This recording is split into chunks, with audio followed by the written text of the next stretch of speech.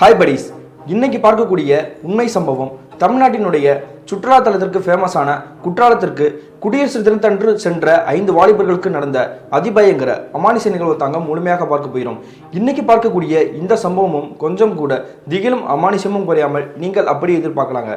இது வரைக்கும் நம்ம சேனலை சப்ஸ்கிரைப் பண்ணாமல் பார்த்துட்டு இருந்தீங்கன்னா சப்ஸ்கிரைப் பண்ணிட்டு பக்கத்தில் இருக்கக்கூடிய பெல் பட்டனையும் சேர்த்து கிளிக் பண்ணிக்கோங்க. நான் உங்கள் Afsar. Welcome to Afsar investigation. நான் ஏற்கனவே சொன்ன மாதிரி தமிழ்நாட்டினுடைய விருதுநகர் மாவட்டத்திலிருந்து குறிப்பிட்ட தொலைவில் உள்ள ஒரு ஜவுளி கடையில் வேலை பார்க்கக்கூடிய 5 நண்பர்கள் குடியரசு தினத்தன்று குற்றாலத்திற்கு செல்லலான்னு முடிவெடுத்து அதன் பிறகு அவர்களுக்கு நடந்த திகில் நிகழ்வு தாங்க இன்றைய நிகழ்வு.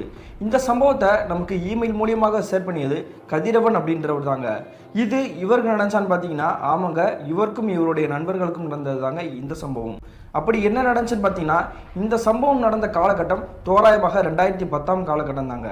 அந்த நேரத்தில் இந்த சம்பவத்தை நமக்கு ஷேர் பண்ணிய கதிரவன் அங்கே இருக்கக்கூடிய ஒரு ஜவுளி கடையில் தாங்க வேலை பார்த்துட்டு இருந்திருக்காரு. அந்த ஜவுளி கடையில் வேலைக்கு சேர்ந்து கிட்டத்தட்ட ஒரு 4 வருடங்கள் கடந்திருக்கும். அந்த ஜவுளி கடையை பொறுத்த வரைக்கும் மொத்தமாக ஒரு 7 நபர்கள் வேலை பார்த்துட்டு இருந்திருக்காங்க. 4 ஆண்கள் 3 பெண்கள் இருந்திருக்காங்க. அதே மாதிரி இந்த கதிரவன் இருக்கார் இல்லையா, அவரை போன்ற ஒரு 3 நண்பர்கள் இங்கே வேலை பார்த்துட்டு இருக்காங்க. அவங்களும் இவங்களும் ரொம்ப டிஃபரன்ஸு. இந்த கதிரவனை தவிர இங்கே இருக்கக்கூடிய 3 நண்பர்களுடைய பெயர் திலகர், சேது, அருண் தாங்க. அதே சமயத்தில் அந்த ஜவுளி கடையில் இருக்கக்கூடிய அந்த முதலாளி இருக்கார் இல்லையா, அவர் இல்லாத நேரத்தில் அவருடைய பையன் தாங்க இந்த ஜவுளி கடையில் வந்து பார்த்துக்கிறது வழக்கம். அவருக்குமே இவர்களுடைய வயது தாங்க தோராயமாக இருந்திருக்கும். ஆனால் இந்த சேது அப்படின்றவர் மட்டும் இந்த 3 நண்பர்கள் தவிர அவர் ஒருத்தருக்கு மட்டும் வயது கூட இருக்குங்க. அவருக்கு திருமணமாகி குழந்தைகள் எல்லாமே இருந்திருக்காங்க. இவங்களுடைய பொழுதுபோக்கு என்னன்னு பார்த்தீங்கன்னா, வருடத்துக்கு ஒரு முறை சுற்றுலாத்தலத்திற்கு ஃபேமஸான குற்றாலம், தேனி பக்கத்தில் இருக்கக்கூடிய மேகமலை, கொடைக்கானல் போன்ற இடங்களுக்கு போயிட்டு வரது வழக்கங்க. ஆனால் ஒரே நாள் தாங்க டூர் போடுவாங்க. அதே சமயத்தில் தாங்க இந்த கிட்டத்தட்ட 2010 காலகட்டமும் நம்ம டூருக்கு போகலாம் அப்படின்ற மாதிரி முடிவு எடுக்கிறாங்க. அந்த நேரத்தில் அவங்க கூட இருக்கக்கூடிய நண்பர்கள் வந்து என்ன சொல்கிறாங்கன்னா, நம்ம வந்து குற்றாலத்துக்கு போகலாம்டா அப்படின்ற மாதிரி முடிவு எடுக்கிறாங்க. அதே மாதிரி உங்களுடைய முதலாளி கிட்ட சொன்ன பிறகு வந்து நீங்கள் போயிட்டு வாங்கடா, ஒரு நாள் டூர் தானே அப்படின்ற மாதிரி வந்து சொல்லிக்கிறாரு. அதே சமயத்தில் அந்த ஒரு நாள் டூருக்கு ஏற்ற மாதிரி அந்த முழு பணத்தையும் வந்து தொகை வந்து கொடுத்துடுவாருங்க. இன்னொரு நாள் வந்து நீங்கள் வந்து தங்குறீங்க அப்படின்னா அதுக்கான செலவு வந்து நீங்கள் தான் பார்த்துக்கணும். ஆனால் ஒரு நாள் டூருக்கு ஏற்ற மாதிரி அந்த பணம் பூரா நானே கொடுத்துறேன் அப்படின்ற மாதிரி சொல்கிறாருங்க. அதே சமயத்தில் அவருடைய பையன் இருக்காங்க இல்லையா, அதாவது உங்களுடைய வயது வரம்பில் இருக்கக்கூடிய அந்த நபர், அவருடைய பேரை வந்து மென்ஷன் பண்ண வேணாம்னு சொல்லியிருக்காங்க. அதனால் சொல்லலை. அவருமே நான் டூர் போகிறேன் அப்படின்ற மாதிரி வந்து கிளம்பி நிற்கிறாரு. அந்த சமயத்தில் அவருக்கு வந்து சொந்தமாக வந்து ஆம்னி கார் ஒன்று வச்சுருந்துருக்காங்க. அதில் தான் அவர் வந்து இவங்க எல்லாருமே ஏற்றிக்கிட்டு கிளம்பி போகிறது வந்து வழக்கம். இந்த ஜவுளி கடையோட உரிமையாளருடைய பையன் இருக்கார் இல்லையா, அவரோட காரை வந்து அவர் தாங்க டிரைவ் பண்ணுவார். மற்ற யாருக்குமே வந்து டிரைவ் பண்ணுறதுக்கு தெரியாது. அதனால மொத்தமாக 5 நபர்கள் வந்து நம்ம குற்றாலத்துக்கு போகலாம் அப்படின்ற மாதிரி கிட்டத்தட்ட ஒரு 3 நாட்களுக்கு முன்னாடியே வந்து பிளான் போட்டுக்கிறாங்க. அதே நேரத்தில் 3 நாள் கழித்து இவங்க வந்து பிளான் போட்ட மாதிரியே வந்து எல்லாருமே கிளம்பிட்டு இருந்திருக்காங்க. இவங்க அங்கே போய் சமைச்சு சாப்பிடலாம் அப்படின்ற மாதிரி தாங்க முடிவெடுத்திருக்காங்க. அதனால சட்டிக்கிட்டு எல்லாமே எடுத்திருக்காங்க. முதல் நாள் இரவே இவங்களுக்கு தேவையான சரக்குகள் மற்றும் அந்த சமையலுக்கு தேவையான பொருட்கள் எல்லாமே வாங்கி வச்சு ரெடியாக காத்துட்டு இருந்திருக்காங்க. அதே மாதிரி அதிக காலையில் மறுநாள் விடிந்த பிறகு வந்து 4 மணிக்கு அந்த ஆம்னி கார்கிட்டே வந்துட்டாங்க. அந்த சமயத்தில் தாங்க இந்த வயசு கூட இருக்கக்கூடிய சேதுக்கு வந்து ஒரு விஷயம் புரிதட்ட ஆரம்பிச்சிருக்குது. இன்னைக்கு வந்து குடியரசு தினம்டா, நம்ம போனோம் அப்படின்னா வந்து மாட்டிக்கிறோம்டா அப்படின்ற மாதிரி வந்து யோசிச்சுட்டு இருக்காரு. அந்த சமயத்தில் இந்த கதிரவனுமே அது மாதிரி தாங்க யோசிச்சுட்டு இருக்காரு. நம்ம போனோம் அப்படின்னா வந்து ஏதாவது பிரச்சனை மாட்ட வாய்ப்பு இருக்குது அப்படின்ற மாதிரி சொல்லிட்டு இருக்காரு. ஆனால் கூட இருக்கக்கூடிய திலகரும் அருணும் வந்து என்ன சொல்கிறாங்கன்னா, அதெல்லாம் ஒன்றும் பிரச்சனை கிடையாது, டெய்லி வந்து நின்றுக்கிட்டு இருக்க மாட்டாங்க, நீங்கள் எதுக்குமே கவலைப்படாதீங்க, நம்ம எந்த பிரச்சனையும் மாட்ட மாட்டோம், வாங்க போகலாம் அப்படின்ற மாதிரி வந்து கூப்பிட்டு இருக்காருங்க. அதுக்கு பிறகு ஒரு மனசோட வந்து முழுமையாக நம்பிட்டாங்க, நமக்கு எந்த பிரச்சனையும் வராது அப்படின்ற மாதிரி அந்த ஆம்னி காரில் ஏறி உட்காந்துக்கிட்டு கிளம்ப ட்ரை பண்ணிட்டு இருக்காங்க. இவங்க கிளம்பக்கூடிய நேரம் பார்த்தீங்கன்னா தோராயமாக ஒரு 4 மணி இருந்திருக்கும். அப்படி இந்த 4 மணிக்கு கிளம்பி குற்றாலத்துக்கிட்டே நெருங்கி போயிட்டாங்க. அதாவது இந்த செக் போஸ்ட் இருக்கும் இல்லையா, அந்த இடத்துக்கிட்டே போயிட்டாங்க. தோராயமாக ஒரு 7 மணிக்கெல்லாம். இந்த சேது ஏற்கனவே நினைச்சார் இல்லையா, நம்ம யார்கிட்டே அது மாட்டிக்கிறோம் அப்படின்ட்டு. அதே மாதிரி அந்த செக் போஸ்ட் கிட்ட நிறைய நபர்கள், போலீஸ் காவல்துறையில் இருக்கக்கூடிய நண்பர்கள் கூட நின்றுட்டு இருக்காங்க. அதே மாதிரி உங்களுடைய வண்டியை நிப்பாட்டிட்டு கேள்வி கேட்க ஆரம்பிச்சிட்டாங்க. இன்னொரு விஷயத்தை குறிப்பிட்டு சொன்னால், இந்த ஜவுளி கடை உரிமையாளரோட பையன் இருக்கார் இல்லையா, அவர்கிட்ட வச்சிருக்கிறது வந்து சொந்த கார் தாங்க. அதனால வந்து ஓன் போர்டு தான் வச்சிருக்கிறாரு. காவல்துறையிட்ட கேட்கும் பொழுது கூட இருக்கிறது பூரா நண்பர்கள் தான், அதனால வந்து எந்த பிரச்சனையும் கிடையாது அப்படின்ற மாதிரி தாங்க கூட்டிகிட்டு வந்திருக்காரு. அதே மாதிரி அந்த விஷயத்துலலாம் அவங்க வந்து தலையிடவே இல்லைங்க. ஃப்ரெண்ட்ஸோட போறீங்களா, சரி ஒன்றும் பிரச்சனை இல்லை அப்படின்ற மாதிரி சொல்லியிருக்காங்க. அதன் பிறகு உள்ள உட்காந்துருக்கக்கூடிய இவர்களுடைய மொழியே சரியில்லை அப்படின்ற மாதிரி வந்து இந்த ஆம்னி கார்களை வந்து செக் பண்ணியிருக்காங்க. அப்படி செக் பண்ணி பார்க்கும்பொழுது அந்த சரக்கு பாட்டில் வந்து உங்கள் கைக்கு வந்து மாட்டிருக்குங்க. இன்னைக்கு குடியரசு தினம் தெரிஞ்சுக்கிட்டே வந்து நீங்கள் வந்து இந்த பாட்டிலில் கூட கொண்டு தெரிவிங்களே, உங்களுக்கு எவ்வளோ தைரியம் இருக்கும் அப்படின்ற மாதிரி வந்து சத்தம் போடுறாங்க. அதன் பிறகு வந்து வண்டியை விட்டு எல்லாமே கீழே இறங்குங்க அப்படின்ற மாதிரி சொல்லியிருக்காங்க. அப்படி கீழே இறங்கின பிறகு வந்து அங்கே இருக்கக்கூடிய 2-3 காவல்துறை நண்பர்கள் வந்து பக்கத்திலே வந்துட்டாங்க. அப்படி வந்த பிறகு அவங்களுடைய கண்களுக்கு முன்னாடி அந்த சரக்கு பாட்டில் இருக்கு இல்லையா, அவங்களுடைய கையிலேயே கொடுத்து நீங்கள் வந்து கண் முன்னாடியே உடச்சி போடுங்க அப்படின்ற மாதிரி சொல்கிறாங்க. ஒரு 2-3 நிமிஷம் வந்து யோசிக்கிறாங்கங்க, கெஞ்சி பார்க்குறாங்க. ஆனால் கொஞ்சம் கூட அவங்க வந்து கேட்குற மாதிரி இல்லை. அதன் பிறகு வந்து அவங்களுடைய கண்களுக்கு முன்னாடியே அந்த சரக்கு பாட்டில் வாங்கி வச்சுருக்காங்க இல்லையா, அதை பூரமே உடச்சி போட்டுட்டாங்க. அப்படி உடச்சி போட்ட பிறகு வந்து காவல்துறை நண்பர்கள் வந்து என்ன சொல்கிறாங்கன்னா, உள்ளே போகிறீங்க சரி, யாருக்கு எந்த ஒரு விளைவும் ஏற்படாமல் வந்து நீங்கள் பத்திரமா போயிட்டு பத்திரமா வரணும், உங்களால் யாருக்கு எந்த தொந்தரவும் வந்துடக்கூடாது அப்படின்ற மாதிரி வந்து வார்ன் பண்ணி மறுபடியும் இவங்களை வந்து அந்த குற்றாலத்துக்குள்ளேயே அனுமதிக்கிறாங்கங்க. அதுக்கு பிறகு அந்த 5 நண்பர்களுமே வந்து அந்த ஆம்னி காரில் உட்காந்துக்கிட்டு இவங்க வந்து குற்றாலத்தோட மெயின் ஃபால்ஸ் கிட்டே நெருங்கி போயிட்டாங்க.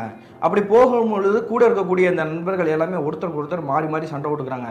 சேது வந்து சத்தம் போட்டுகிட்டே இருக்காருங்க, நான் வந்து ஏற்கனவே சொன்னேன் இல்லையா, நீங்கள் வந்து கேட்கவே கிடையாது, ஏன்டா அப்படி பண்ணுறீங்க அப்படின்ற மாதிரி வந்து சொல்லிட்டு இருக்காரு. இதுக்கு நம்ம என்ன பண்ணுறது, நம்ம வந்து மாட்டுவோம், நம்ம என்ன நினச்சா பார்த்தோம் அப்படின்ற மாதிரி வந்து ஆளுக்கு வந்து சண்டை போட்டுட்டு இருக்காங்க. அந்த சமயத்தில் அந்த முதலாளியோட பையன் வந்து என்ன சொல்கிறாங்கன்னா, சரி நடந்துருச்சு, நம்ம போய் மெயின் ஃபால்ஸில் வந்து குளிச்சுட்டு வருவோம், அதுக்கப்புறம் என்ன பிரச்சனை அப்படின்றத வந்து பார்த்துக்கோம் அப்படின்ற மாதிரி சொல்கிறாருங்க. அதன் பிறகு வந்து அந்த மெயின் ஃபால்ஸில் குளிச்சுட்டு மறுபடியும் வந்து உங்களுடைய கார்கிட்டே நெருங்கி வந்துட்டாங்க. அந்த நேரம் பார்த்தீங்கன்னா தோராயமாக ஒரு 9 மணி இருக்குங்க. அது வரைக்கும் அந்த மெயின் ஃபால்ஸில் தான் இவங்க வந்து குதியாட்டம் போட்டிருக்காங்க. அந்த நேரத்தில் இந்த திலகால் மற்றும் அருண் சேது வந்து என்ன பண்ணுறதுனே தெரியாமல் அப்படின்ற மாதிரி முழிப்பிதுங்கிற மாதிரி குழப்பத்தோடு நின்றுருக்காங்க. அந்த சமயத்தில் இவங்க நிற்கக்கூடிய இடத்துல வந்து ரோட்டோட எதிர்ப்புறத்துலேருந்து ஒரு நபர் வந்து இவங்களே உத்து பார்த்துட்டு இருக்காரு. யார் இந்த நபர் நம்மளே உத்து பார்த்துட்டு இருக்காரு, ஒருவேளை திருடனா இருக்கும் அப்படின்ற மாதிரி தாங்க பார்த்துட்டு இருக்காங்க. அந்த சமயத்தில் அவங்க நிற்கக்கூடிய கார் இருக்கக்கூடிய இடத்துக்கிட்டே அந்த நபர் வந்து இப்படி கிராஸ் ஆகி வந்துட்டு இருக்காரு. நீங்கள் வந்து என்ன எதிர்பார்த்தீங்கன்னுக்குள்ள நின்றுடுறீங்கன்னு தெரியும், உங்களுக்கு அது சரக்கு எது வேணுமா அப்படின்ற மாதிரி கேட்குறாரு. நாங்கள் மனசில் நினச்சது நீங்கள் அப்படியே வந்து கேட்குறீங்களே, உங்களுக்கு எப்படி தெரியும் அப்படின்ற மாதிரி இவங்களும் கேட்குறாங்க. இன்றைக்கி வந்து குடியரசு தினம், அதனால் வந்து சரக்கு வந்து எங்கேயுமே கிடைக்காது, அதனால் கடையை பூரா லீவு, அதை கண்டுபிடிச்சி தான் நான் உங்கள்கிட்ட வந்து கரெக்டாக கேட்டுட்ருக்கோம், அவங்ககிட்ட வந்து சரக்கு வேணுமா அப்படின்ற மாதிரி தான் கேட்குறேன், உங்களுக்கு வேணுமா அப்படின்ற மாதிரி வந்து அவர் கேட்குறாருங்க. அதன் பிறகு இந்த சேது வந்து என்ன சொல்கிறாருன்னா, நீங்கள் நினைக்கிற வந்து கரெக்டு தான், எங்களுக்கு வந்து சரக்கு தான் வேணும், எவ்வளோன்னு சொல்லுங்கள் நாங்கள் வாங்கிக்கிறோம் அப்படின்ற மாதிரி சொல்கிறாங்க. அதுக்கு பிறகு அந்த ஜவுளி கடையோட உரிமையாளரோட பையன் இருக்கார் இல்லையா, அவர் இவங்க இருக்கக்கூடிய இடத்துக்கு நெருங்கி வந்துட்டாருங்க. அவரை பொறுத்தவரை வந்து தண்ணி அடிக்கக்கூடிய பழக்கமே கிடையாதுங்க. அது மட்டும் இல்லாமல் அவர் தான் வந்து கார் டிரைவ் பண்ணுறது, அதனால நீங்கள் மட்டும் சரக்கு அடிங்க, அதுக்கு தேவையான காசை வந்து நான் வச்சிருக்கேன்ல, அதை நான் கொடுத்துறேன் அப்படின்ற மாதிரி சொல்கிறாரு. அதே மாதிரி இங்கே எதிர்ப்புறத்தில் நிற்கக்கூடிய அந்த நபர் வந்து சரக்கு கையில் வச்சிருக்காரு இல்லையா, அவர் என்ன சொல்கிறாருன்னா, நீங்கள் வந்து எக்ஸ்ட்ரா பே பண்ணுற மாதிரி இருக்கும், அப்படி பே பண்ணால் மட்டும் தான் நான் வந்து சரக்கு தருவேன் அப்படின்ற மாதிரி சொல்கிறாரு. அதுக்கு பிறகு வந்து நமக்கு வேறு வழியே இல்லை, அவர்கிட்ட வாங்கி ஆகணும் அப்படின்ற மாதிரி இந்த சரக்கு பாட்டியில் பூரா வாங்கிக்கிட்டாருங்க காசு கொடுத்து. அப்படி இந்த சரக்கு பாட்டில் உங்களோட கைக்கு போன பிறகு அந்த எதிர்ப்புறத்தில் நிற்கக்கூடிய நபர் வந்து இன்னொரு வார்னிங் பண்ணுறாருங்க. என்ன சொல்கிறாருன்னா, இன்னைக்கு குடியரசு தினம் அப்படின்றனால வந்து ஏகப்பட்ட இடத்துல வந்து ஆட்கள் நடமாட்டிகிட்டே இருப்பாங்க, அதனால யாருமே இல்லாத இடத்துக்கு போய் நீங்கள் வந்து சரக்கு அடிங்க, இல்லை அப்படின்னா வந்து ஏதோ ஒரு பிரச்சனை வந்து மாட்டிக்கிறீங்க, அதுக்கு பிறகு வந்து உங்களை காப்பாற்றுறதுக்கு யார் வருவான்னு எனக்கு தெரியாது அப்படின்ற மாதிரி வந்து சொல்லிட்டு கிளம்பிட்டாருங்க. அதுக்கு பிறகு இவங்களுடைய 5 நண்பர்களும் வந்து என்ன பண்ணலாம் அப்படின்ற மாதிரி யோசிச்சிருக்காங்க. அந்த சமயத்தில் இவங்க ஏற்கனவே சமைச்சு சாப்பிடணும் அப்படின்ற மாதிரி தானே வந்துருந்தாங்க, அதனால ஒரு கறிக்கடையை பார்த்து நிப்பாட்டுறாங்க. அப்படி கறிக்கடையை பார்த்து நிப்பாட்டிட்டு கிட்டத்தட்ட ஒரு 2 கிலோ கோழிக்கறியை எடுத்துக்கிட்டு மறுபடியும் உங்களுடைய வண்டியில் ஏறி உட்காராங்க. அதன் பிறகு பக்கத்தில் இருக்கக்கூடிய ஒரு மளிகை கடையில் நிப்பாட்டிட்டு அதுக்கு தேவையான மசாலா பொருட்கள், அரிசி எல்லாமே வாங்கிக்கிட்டு காரில் ஏறி உட்காந்துட்டாங்க.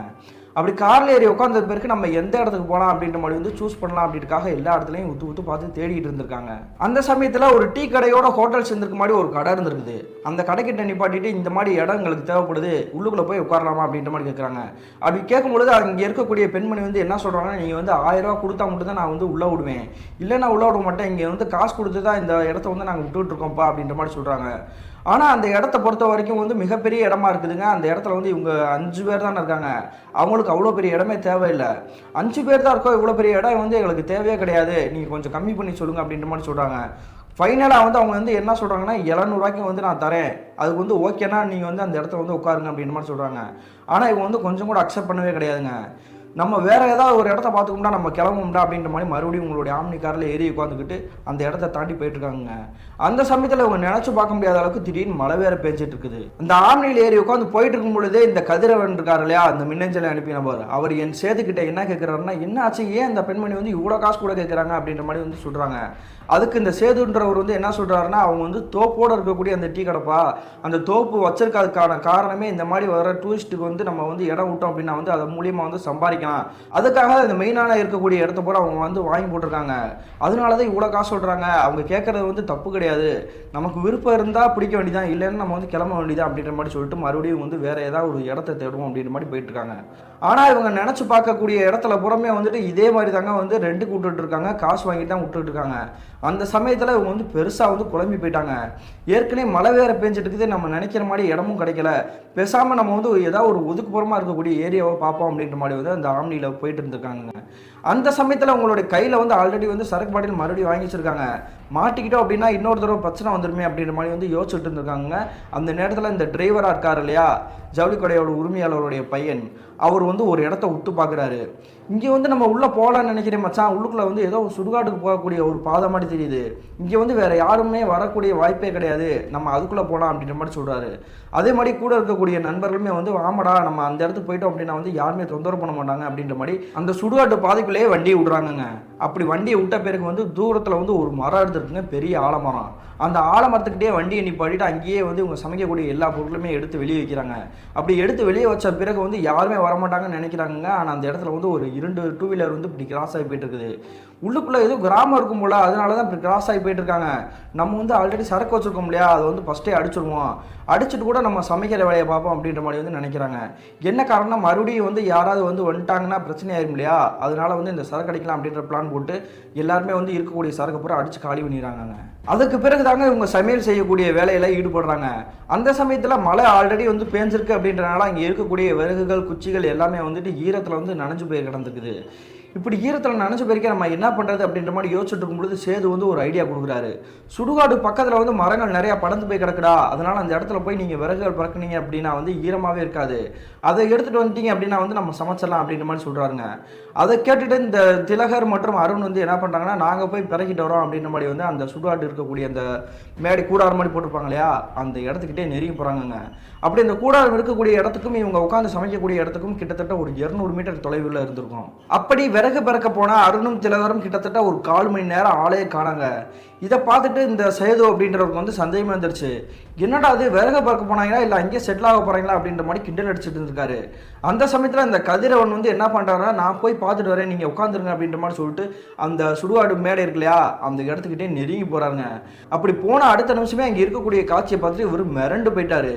என்ன நடந்திருக்குன்னு பார்த்தீங்கன்னா, அங்கே இருக்கக்கூடிய இந்த 2 நண்பர்கள் இருக்காங்க இல்லையா, திலகர் மற்றும் அருண், இருவருமே மாறி மாறி அடிச்சுட்டு இருந்திருக்காங்க.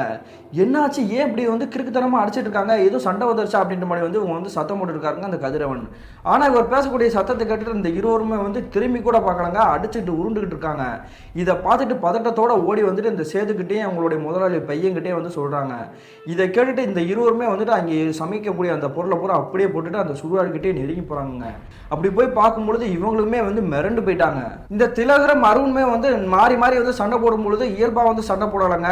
கீழே இருக்கக்கூடிய அந்த சாம்பல் இருக்கு இல்லையா, அதை எடுத்து அவங்களுடைய வாயில பூரா பூசிக்கிட்டு அடிச்சுட்டு உருண்டுட்டு இருக்காங்க. இதை பார்த்துட்டு சேதுக்கு வந்து என்ன பண்ணணும்னே தெரியல. டேய், ஏற்கனவே வந்து நம்ம பிரச்சனையில தான் திரும்ப வந்திருக்கோம், மறுபடியும் வந்து ஏதாவது ஒரு 7 இழுத்து விட்டுறாங்கடா, நம்ம வந்து கிளம்பி போயிடும்டா, சமைக்கக்கூடிய விஷயத்த கூட நம்ம நிப்பாட்டிட்டு வேற எங்கிட்டா கூட போய்க்கலாம், தேவையில்லாம எதுக்கு சண்டை போட்டுருக்கீங்க அப்படின்ற மாதிரி வந்து சத்தம் போடுறாரு.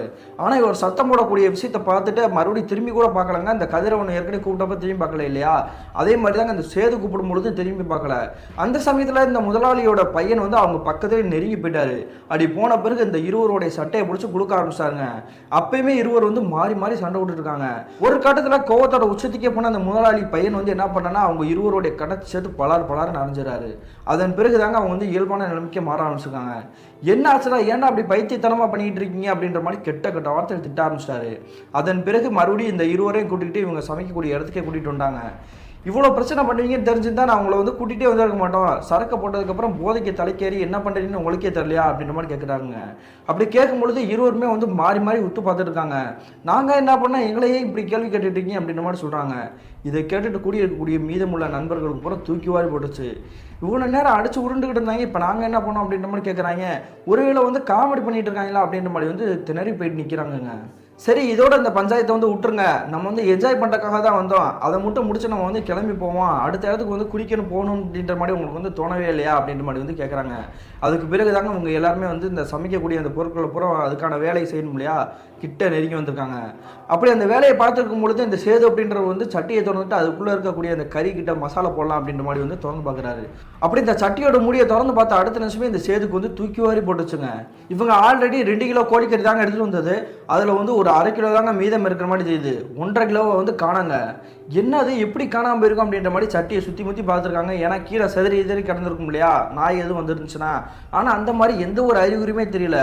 அப்புறம் எப்படி வந்து சட்டிக்குள்ளே இருக்கக்கூடிய அந்த கறி காணாமல் போயிருக்கும் அப்படின்ற மாதிரி வந்து மிரண்டு போய் பார்த்துட்டு இருக்காரு. அதே மாதிரி கூட இருக்கக்கூடிய நண்பர்கள்கிட்ட வந்து கூப்பிட்டு விஷயத்த சொல்கிறாருங்க. இதுக்குள்ளே கறி இருந்துச்சு, அதை வந்து யாராவது எடுத்துட்டீங்களா அப்படின்ற மாதிரி கேட்குறாங்க. எங்கிட்ட கேட்டுட்டு இருக்கீங்க, நாங்கள் எப்படி எடுப்போம் அப்படின்ற மாதிரி வந்து ஒருத்தருக்கு ஒருத்தர் மாறி மாறி பேசிட்டு இருந்திருக்காங்க. அந்த சமயத்தில் அங்கே இருக்கக்கூடிய கறி வந்து எங்கே போச்சு என்ன ஆச்சு அப்படின்றது வந்து யாருக்குமே விடை தெரியாத மர்மமாக தாங்க இருந்திருக்குது. அதுக்கு பிறகுதாங்க உங்களுக்கு வந்து புரிய வந்திருக்குது, நம்ம நிற்கக்கூடிய இடம் வந்து சரியான இடம் கிடையாது, சுடுகாட்டுக்கிட்ட வந்து இருக்கிறோம் இல்லையா, அதனால தான் இந்த மாதிரி வந்து அசம்பாவிதம் நடந்துகிட்டு இருக்குது. நம்ம இனிமேல் இங்கே இருக்கக்கூடாது அப்படின்ற மாதிரி அவங்க இருக்கக்கூடிய பொருட்கள் பூரா எடுத்து பேக் பண்ணிட்டு இருக்காங்க. ஆனாலுமே அந்த சேது அப்படின்றவருக்கு வந்து அந்த கறி எங்கே போச்சு அப்படின்றது வந்து கொஞ்சம் கூட மட்டுப்படவே இல்லைங்க. ஏன்னா ஒவ்வொரு சில இடத்துல வந்து கொஞ்சமாவது செதறி போய் கிடந்திருக்கும். அந்த மாதிரி தடயம் எதுவுமே இல்லாமல் இந்த கறி வந்து மொத்தமாக எப்படி காணாமல் இருக்கும் அப்படின்ற மாதிரி வந்து முழிச்சு பார்த்துட்டு இருந்திருக்காரு. அப்படி இந்த சேதுவும் அவங்க கூட இருக்கக்கூடிய நண்பர்கள் யோசிச்சுட்டு இருக்கும்போது இவங்க எல்லாருக்குமே வந்து பேரெதிர்ச்சி. என்ன நடந்திருக்குன்னு பார்த்தீங்கன்னா, அவங்க கூட இருக்கக்கூடிய அருண் வந்து பக்கத்தில் இவ்வளோ நேரம் இருந்தார். அவர் திடீர்னு ஆளே காணாங்க. அந்த சமயத்தில் ஒரு இடத்துல மட்டும் வந்து கிறுக்குன்னு சத்தம் கேட்டுக்கிட்டு இருக்குது. அந்த சத்தம் எங்கேருந்து கேட்குது அப்படின்ற மாதிரி அந்த திசையை நோக்கி ஓடுறாங்க. அதுவும் அந்த சுடுகாட்டுக்குள்ளே நடந்துட்டு இருக்குது. அப்படி ஓடி போய் பார்க்கும்போது உங்களுடைய நண்பர் அருண் பண்ணக்கூடிய காரியத்தை பார்த்துட்டு இவங்க எல்லாருக்குமே வந்து பேரெதிர்ச்சி. என்ன பண்ணிட்டு இருக்காரு பார்த்தீங்கன்னா, அந்த அருண் வந்து ஆல்ரெடி வந்து அந்த சட்டியில் வந்து கறி காணாமல் போயிடுச்சு இல்லையா, அந்த கறி பூரமே ஒரு கல்லுக்கு கீழே வந்து இப்படி ஒரு மாதிரி செதறி போய் கிடந்துருக்குது. அந்த கறியை பூரா எடுத்து சாப்பிட்டுட்டு இருந்திருக்காருங்க. இதை பார்த்துட்டு இவங்க எல்லாருமே வந்து தூக்கி வாரி போட்டுருச்சு. என்னடா பண்ணிட்டு இருக்க, ஏன் இந்த மாதிரிலாம் காரியம் பண்ணிட்டு இருக்க அப்படின்ற மாதிரி சேது கூட இருக்கக்கூடிய நண்பர்கள் பூரா வந்து திட்ட ஆரம்பிச்சிட்டாங்க. அப்படி திட்டிகிட்டு இருக்கும்பொழுது கூட இருக்கக்கூடிய இந்த திலகர் அப்படின்னு இருக்காரு இல்லையா, அவர் செய்யக்கூடிய காரியத்தை பார்த்துட்டு அவங்க எல்லாருமே வந்து கதி கலங்கி போயிட்டாங்க. என்ன பண்ணியிருக்காரு பார்த்தீங்கன்னா, இந்த அருண் வந்து ஏற்கனவே வந்து கீழே இருக்கக்கூடிய கறி எடுத்து சாப்பிட்டுருக்காரு இல்லையா, அதே இடத்துக்கு இந்த திலகருமே வந்து சமணக்கால் போட்டு உட்காந்து எடுத்து தின்னுட்டு இருக்காருங்க. என்னாச்சு இந்த 2 பேருக்குமே வந்து பைத்தியம் எதுவும் பிடிச்சிச்சா அப்படின்ற மாதிரி வந்து சத்தம் போட்டு வலுக்கட்டாயமாக பிடிச்சி இழுத்துட்டு காருக்கிட்டே கூட்டிகிட்டு வந்துட்டாங்க. அப்படி ஆம்னிக்கிட்ட கூட்டிகிட்டு வந்த பிறகு ஆம்னிலே ஏற்றி விட்டுட்டு அங்கே இருக்கக்கூடிய சட்டி முடிகள் எல்லாமே வந்து ஏற்றிட்டாங்க. இனிமேல் இந்த இடத்துல நம்ம ஒரு நிமிஷம் கூட நிற்கக்கூடாது, நின்றோம் அப்படின்னா வந்து ஏதாவது ஒரு பிரச்சனை உருவாக்கி விட்டுருவாங்க, நம்ம வந்து கிளம்பி போயிடும் அப்படின்ற மாதிரி அந்த காரில் ஏறி உட்காந்துட்டாங்க. அப்படி வண்டியில் ஏறி எல்லாருமே உட்காந்த பிறகு வந்து பழைய குற்றாலத்துக்கே போகலாம் அப்படின்ற மாதிரி முடிவு எடுக்கிறாங்க. அதே மாதிரி இந்த பழைய குற்றாலத்துக்கிட்டே நெருங்கி போயிட்டாங்க. அப்படி போன பிறகு உள்ளே இருக்கக்கூடிய இவங்க 2 நண்பர்கள் இருக்காங்க இல்லையா, திலகர் மற்றும் அருண், இவங்களோட மொழியே சரியில்லைங்க. ஒருத்தருக்கு ஒருத்தர் மாறி மாறி முறைச்சு பல்ல கடிச்சிட்டு நரன்னு ஒரு மாதிரியை பார்த்துட்டு இருந்திருக்காங்க. இவங்களுக்கு வந்து என்னாச்சு, ஏன் இந்த மாதிரி வந்து வித்தியாசமாக பண்ணிட்டு இருக்காங்க, நம்ம உங்களை வந்து கூட்டிகிட்டு போகலாமா அப்படின்ற மாதிரி யோசிச்சிருக்காங்க. அதே மாரி இவங்க வந்து காரை விட்டுட்டு நம்ம இறங்கலாம் அப்படின்ற மாதிரி நினைக்கிறாங்க. மறுபடியும் உள்ளுக்குள்ளே இருக்கக்கூடிய அந்த 2 நண்பர்களுமே வந்து மாறி மாறி சண்டை போட ஆரம்பிச்சிட்டாங்க. வேணாண்டா இந்த இடத்துல நிப்பாட்டணும் அப்படின்னா இந்த இருவரும் வந்து என்ன பண்ணுவாங்கன்னே தெரியாது, நம்ம வந்து வண்டி எடுத்துக்கிட்டு நம்ம கொஞ்சம் தூரம் கிளம்பி போவோம், அதுக்கப்புறம் என்ன பண்ணலாம் அப்படின்ற மாதிரி யோசிப்போம் அப்படின்ற மாதிரி வந்து வண்டியை மூவ் பண்ணிட்டு போயிட்டு இருந்திருக்காங்க. அந்த சமயத்தில் கிட்டத்தட்ட 1 மணி நேரம் கடந்திருக்கும். இவங்க வந்து இங்கே போகிறது அப்படின்றே தெரியாமல் வந்துட்டு இந்த வண்டியிலேயே வந்து ட்ரைவ் பண்ணிட்டு இருக்காங்க. அதன் பிறகு வந்து அங்கே கூடியிருக்கக்கூடிய நபர்களை வந்து இந்த கதிரவன் இருக்கார் இல்லையா, அவர் வந்து என்ன சொல்லியிருக்காருன்னா, நம்ம வந்து குற்றாலத்தில் இருக்க வேணாம், நமக்கு வந்து அதுலேருந்து சரியில்லை, அதனால் பாபநாசத்துக்கு வண்டி விடுங்க, நம்ம அங்கே போய் கூட குளிச்சுட்டு வரலாம் அப்படின்ற மாதிரி சொல்கிறாங்க. அதே மாதிரி பின்னாடி கொண்டிருக்கக்கூடிய திலகர் அருண் வந்து என்ன பண்ணுறாங்கன்னா, இயல்பாக வந்து பேச ஆரம்பிக்கிறாங்க. ஆமாம், பாபநாசத்துக்கு போயிடுவோம், அங்கே போனால் தான் நம்ம வந்து ஜாலியாக இருக்க முடியும் அப்படின்ற மாதிரி சொல்கிறாங்க. இதை கேட்டுட்டு சேதுக்கு வந்து கோவமே வந்துருச்சு. இவ்வளோ நேரம் வந்துட்டு கிறுக்குத்தனமாக சண்டை விட்டுட்டு இருந்தீங்க, திடீர்னு எப்படா நீங்கள் வந்து சாதாரணமாக மாறி பேசிகிட்டு இருக்கீங்க, உங்களுக்கு என்ன தான் ஆச்சு அப்படின்ற மாதிரி கேட்குறாரு. எங்களுக்குலாம் ஒன்றும் ஆகலை, நீங்கள் தான் எங்களை வந்து மாறி மாறி வந்து கேள்வி கேட்டுருக்கீங்க அப்படின்ற மாதிரி சொல்லிட்டு மறுபடியும் உங்களுடைய வண்டி வந்து மூவ் பண்ணி போயிட்டு இருக்காங்க. அதே மாதிரி கிட்டத்தட்ட தோராயமாக காலையில் ஒரு 12 மணிக்கு தாங்க ஒரு ஹோட்டல்கிட்ட நிப்பாட்டுறாங்க. என்ன காரணம்னா, ஏற்கனவே அவங்க வந்து கறி வாங்கி இந்த அரிசிலாம் வாங்கி சமைக்கிறதுக்காக ரெடி பண்ணாங்க இல்லையா, அது எல்லாமே வந்து வேஸ்ட்டாக போயிருக்குது. அதன் பிறகு தாங்க கோவத்தோடு அந்த எல்லா பொருட்களையும் வந்து கீழே கொட்டிகிட்டே வந்திருக்காங்க. அதே மாதிரி இந்த ஹோட்டலில் வண்டியை நிப்பாட்டிட்டு அந்த ஹோட்டலே எல்லாருமே சாப்பிட்டுட்டு பாபநாசத்துக்கிட்டே போயிட்டாங்க. அப்படி பாபநாசத்துக்குள்ளே நுழைஞ்ச பிறகு ஒரு சில இடத்துல மட்டும் குளிக்கலாம், ஒரு சில இடத்துல வந்து குளிக்கக்கூடாது, அனுமதி கிடையாது அப்படின்ற மாதிரி கேட்டு போட்டுருப்பாங்க இல்லையா, அந்த இடத்துக்கிட்டே இந்த எல்லா நண்பர்கள் வந்து நின்றுட்டு இருக்காங்க. அப்படி நிற்கும் பொழுது கதிரவன் மின்னஞ்சல் அனுப்பிய நபரும் சரி, அந்த முதலாளியோட பையனும் சரி, சேதுவும் சரி, போக வேணாம் கேட் போட்டிருக்கலாம், அதனால நம்ம இங்கனுக்குள்ளே குளிச்சுட்டு போயிடலாம்டா அப்படின்ற மாதிரி சொல்கிறாங்க. ஆனால் அந்த திலகரும் அருணும் வந்து கொஞ்சம் கூட அக்செப்ட் பண்ணவே இல்லைங்க. என்ன நீங்கள் பயந்துட்டு இருக்கீங்க, அதெல்லாம் ஒன்றும் பிரச்சனையும் கிடையாது, நம்ம வந்து உள்ளே ஏறி போய் குதிக்கலாம், குளிச்சுட்டு வந்துடுவோம், அதனால யார் என்ன பஞ்சாயத்து பண்ணிடுவோம் அப்படின்ற மாதிரி வந்து கொஞ்சம் தும்முறா ரஃபராங்க பேசியிருக்காங்க. ஆரம்பத்தில் இருந்து பார்த்துட்டு இருக்கோம், இவங்க 2 பேர் பேச்சே சரியில்லையே, நம்ம என்ன பண்ணுறது அப்படின்ற மாதிரி வந்து யோசிச்சுட்டே இருந்திருக்காங்க. அந்த சமயத்தில் அங்கே இருக்கக்கூடிய இந்த 2 நண்பர்கள் வந்து மறுபடியும் ஒரு வார்த்தை சொல்கிறாங்க. அந்த இருவரும் சொல்லக்கூடிய வார்த்தை கேட்டு இவங்க எல்லாருக்குமே வந்து நடுங்கி போயிட்டாங்க. அப்படி இந்த திலகரும் அருண் வந்து என்ன சொல்லியிருக்காங்கன்னா, நாங்கள் வந்து உள்ளூர்காரங்க தானே, நாங்களே தைரியமாக கூப்பிட்றோம், நீங்கள் ஏன் இப்படி பயப்படுறீங்க அப்படின்ற மாதிரி தாங்க சொல்லியிருக்காங்க. என்ன சொல்லிட்டு இருக்கானுங்க, இவங்க எப்படி உள்ளூர்காரங்களாக முடியும், நம்மளோட ஊரை சேர்ந்தவங்க தானே, இப்படி மாற்றி பேசிட்டு இருக்காங்களே அப்படின்ற மாதிரி தாங்க பயந்துட்டு இருக்காங்க. அதன் பிறகு அந்த 2 நண்பர்களும் அந்த கேட்டை தாண்டி வந்து ஏறி குதிச்சிட்டாங்க. இவங்க மட்டும் தனியாக போனாங்கன்னா ஏதாவது ஒரு பஞ்சாயத்தில் வந்து மாட்டிக்கிடுவாங்க அப்படின்ற மாதிரி பயந்துட்டு இவங்க எல்லாருமே வந்து அந்த கேட்டை தாண்டி குதிச்சிட்டாங்க. அதன் பிறகு அவங்கள வந்து கொஞ்ச நேரம் மட்டும் குளிக்க விட்டுட்டு மறுபடியும் வந்து இவங்களுடைய அந்த ஆம்னி கார் இல்லையா அந்த இடத்துக்கே கூட்டிகிட்டு வந்துட்டாங்க. இந்த நிகழ்வெல்லாம் பார்த்துக்கிட்டு இந்த சேதுக்கும் சரி இந்த முதலாளியோட பையனுக்கும் சரி மனசே கேட்கல. இனிமேல் நம்ம குற்றாலத்தை வந்து இருக்க வேணாம், நமக்கு நல்ல நேரமாக படலை, வந்ததுலேருந்து எல்லாமே தப்பாக நடந்துட்டு இருக்குது, அதனால் நம்மளுடைய ஊருக்கே கிளம்பிடலாம் அப்படின்ற மாதிரி தோராயமாக ஒரு 4:30 மணி அளவில் இவங்களுடைய வண்டியில் ஏறி உங்களுடைய ஊருக்கே பரப்பலாம் அப்படின்ற மாதிரி வந்து முடிவு எடுக்கிறாங்க. அந்த சமயத்தில் கிட்டத்தட்ட ஒரு 2 மணி நேரம் கடந்திருக்குங்க. குறிப்பிட்டு சொல்லணும்னா அந்த வண்டி வந்து தோராயமாக 6:30 மணிக்கு வந்து அந்த ரோட்டில் வந்து போயிட்டு இருக்குங்க. அப்படி போயிட்டே இருக்கும் பொழுது இந்த முதலாளியோட பையன் வந்து வண்டியை ட்ரைவ் பண்ணிட்டு இருக்காரு இல்லையா, சடனாக டக்குன்னு பிரேக் போடுறாருங்க.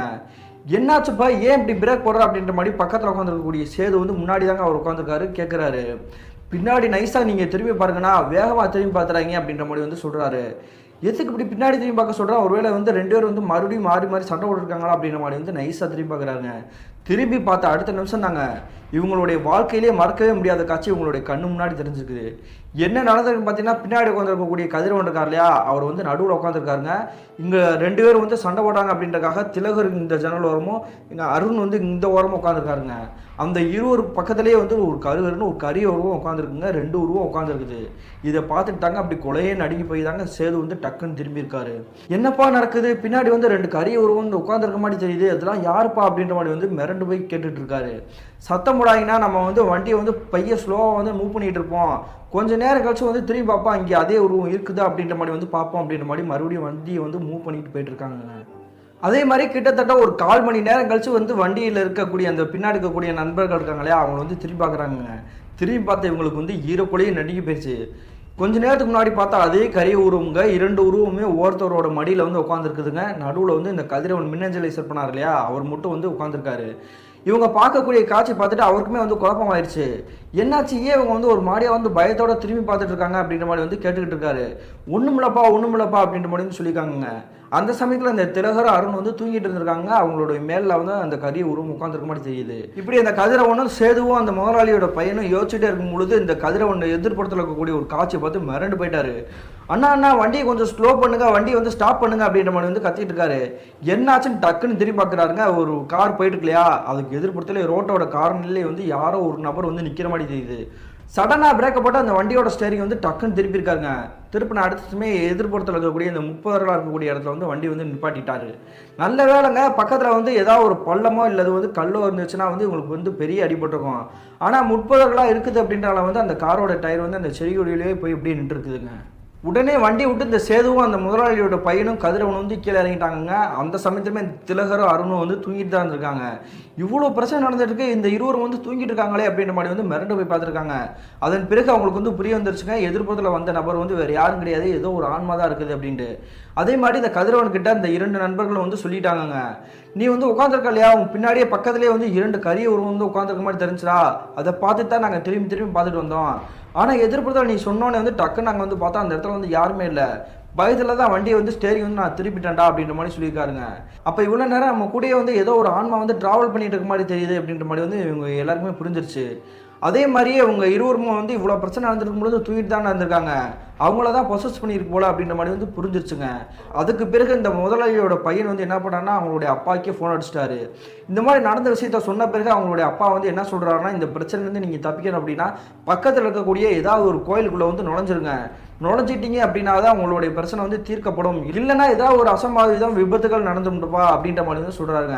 அதே மாதிரி மறுபடியும் உங்களுடைய கார்லேயே வந்து நம்பிக்கையோடு ஏறி உட்காந்துக்கிட்டு உங்களுடைய குலதெய்வத்தை வந்து மனசார வேண்டிக்கிட்டே தாங்க வந்துட்டு இருக்காங்க. அப்படியே பயத்தோடய நடுக்கத்தோடய அந்த காரை வந்து டிரைவ் பண்ணிக்கிட்டே இவங்களுடைய விருதுநகர் மாவட்டத்தில் இருக்கக்கூடிய ஒரு கருப்பணசாமி கோயிலோடைய எல்லைக்கிட்டே வந்துட்டாங்க. அப்படி அந்த எல்லைக்கிட்டே வந்துட்டு இந்த கோயிலுக்கிட்ட வண்டி நிப்பாட்டின பிறகு இந்த சேது மற்றும் இந்த முதலாளியோட பையன் கதிரவன் வந்து கீழே இறங்கிட்டாங்க. அதே மாதிரி உங்களுடைய 2 நண்பர்களுமே வந்து எழுப்பியிருக்காங்க, இருவருமே வந்து எந்திரிக்கிற மாதிரி தெரியல. அந்த சமயத்தில் அந்த கருப்பணசாமி கோயில் பூசாரி வந்து வெளியே வந்து நிற்கிறாருங்க. நல்ல வேலைங்க, அவர் வந்து நட சாத்திட்டு போகிறது வந்து எப்போயுமே போட்டிட்டு போயிடுவார். ஆனால் இவங்களுடைய நேரமாக என்னன்னு தெரிலங்க, வெளியே தாங்க நின்றுட்டு இருந்திருக்காரு. என்னாச்சுப்பா, ஏன் ஒரு மாதிரியா இருக்கீங்க அப்படின்ற மாதிரி கேட்குறாங்க. கேட்ட அடுத்த விஷயமே இவங்க நடந்த எல்லா விஷயத்தையுமே சொல்லிட்டுறாங்க. காலையிலேருந்து இரவு வரையும் நடந்துச்சு இல்லையா, அத்தனையுமே வந்து சொல்லியிருக்காங்க. அப்படி சொன்ன பிறகு அந்த கோயிலுடைய பூசாரி வந்து என்ன பண்ணுறாருன்னா, நீங்கள் எல்லாருமே வந்துட்டு இந்த கோயிலுக்குள்ளேயே நுழைஞ்சிருங்க அப்படின்ற மாதிரி சொல்கிறாருங்க. அதே மாதிரியே அவங்களுடைய இந்த 2 நண்பர்கள் இருக்காங்க இல்லையா, அவங்க பக்கத்துலேயே போயிட்டு அந்த கார்கிட்டே போயிட்டாருங்க. போன பிறகு இவருடைய கையில் இருக்கக்கூடிய திருநீர் எடுத்து அவங்களுடைய நெற்றிலே பூசி விட்றாரு.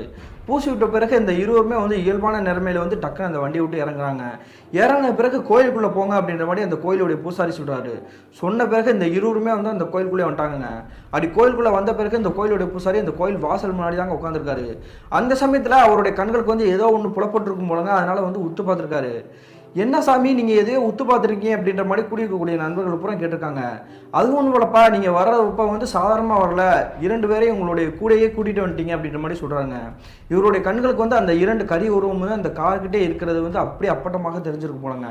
அதன் பிறகு வந்து நாங்கள் என்ன பண்ணுறது சாமி அப்படின்ற மாதிரி இந்த நண்பர்கள் பூரா கேட்டிருக்காங்க. நீங்கள் வந்து இந்த இடத்த விட்டு நீங்கள் தாண்டி போகக்கூடாது, விடிய விடிய நீங்கள் இங்கே இருந்து தான் ஆகணும், காலையில் விடிஞ்ச பிறகு தான் நான் வந்து எல்லா வேலையும் செய்ய முடியும், அதனால் நீங்கள் அதுவரை இந்த கோயிலே இருங்க அப்படின்ற மாதிரி சொல்லியிருக்காருங்க. அதே மாதிரி பயத்தோடையே இந்த நண்பர்கள் எல்லாருமே அந்த கோயிலுக்குள்ளேயே விடிய விடிய காத்துட்டு இருந்திருக்காங்க. அதே மாதிரி இந்த கோயிலுடைய பூசாரி கொஞ்ச நேரத்தில் அவருடைய வீட்டுக்கு வந்து கிளம்பி போயிட்டார் போலங்க. அவருடைய வீடு பக்கத்தில் இருந்திருக்கும் போல. அதே மாதிரி மறுநாள் காலையில் விடிஞ்ச அடுத்த நிமிஷமே இந்த கோயிலுடைய பூசாரி இந்த கோயிலுக்கே வந்துட்டாருங்க. கோயிலுக்கு வந்த பிறகு இந்த நண்பர்கள் பூரா பார்க்குறாருங்க. நான் சொன்ன மாதிரி நீங்கள் வந்து கோயிலை விட்டு வெளியே போகலையில, உங்களுக்கு எந்த ஒரு பிரச்சனையும் இல்லாமல் நான் பண்ணுறேன் அப்படின்ற மாதிரி சொல்லிட்டு, அதன் பிறகு அந்த கோயிலுடைய சிலை, கருப்பணசாமி கோயில் சிலை இருக்கும் இல்லையா, அந்த சிலைக்கிட்டே வந்துட்டு ஆரத்தி எடுத்துட்டு பூஜை புனஸ்காரங்கள் எல்லாமே பண்ணி முடிச்சுட்டு தாங்க உங்ககிட்ட பேசவே ஆரம்பிக்கிறாரு. இனிமேல் உங்களுக்கு எந்த ஒரு பிரச்சனையுமே இருக்காது, உங்களுக்கு கற்பனை துணையாக இருப்பான் அப்படின்ற மாதிரி வந்து இந்த கோயிலுடைய பூசாரி வந்து ஆறுதல் சொல்கிறாரு.